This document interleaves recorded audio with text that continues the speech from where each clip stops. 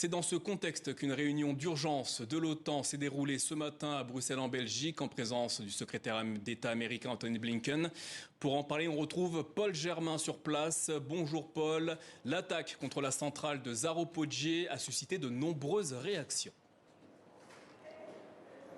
Oui, d'abord la condamnation du patron de l'OTAN qui a déclaré que cette attaque démontrait encore le caractère tout à fait irresponsable de cette guerre.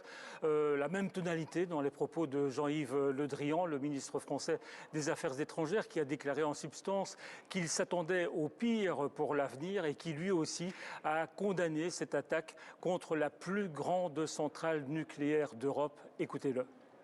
Nous condamnons fortement cette atteinte à l'intégrité d'une structure nucléaire dont il faut garantir la sécurité.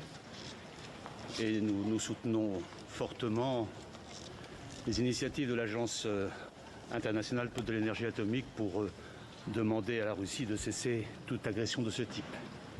Paul, une nouvelle réunion des ministres des Affaires étrangères va commencer dans un instant. Joseph Borrell, patron de la diplomatie européenne, et Anthony Blinken seront présents. Quel sera l'objet des discussions ? Eh bien, pour faire simple, les 27 vont plancher sur une question. Comment fait-on pour mettre fin à cette guerre?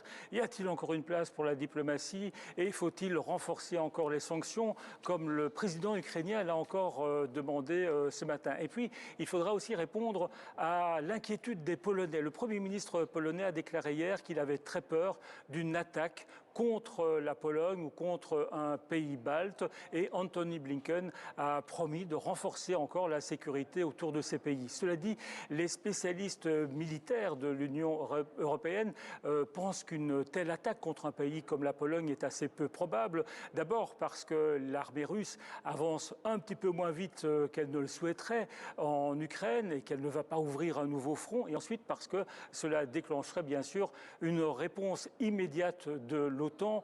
Joe Biden a encore déclaré il y a quelques jours qu'il n'était pas question de toucher à 1 pouce du territoire de l'OTAN. Anthony Blinken ira en Pologne demain, il se rendra ensuite en Moldavie et dans les pays baltes. Ce sont également les pays qui accueillent le plus de réfugiés pour le moment.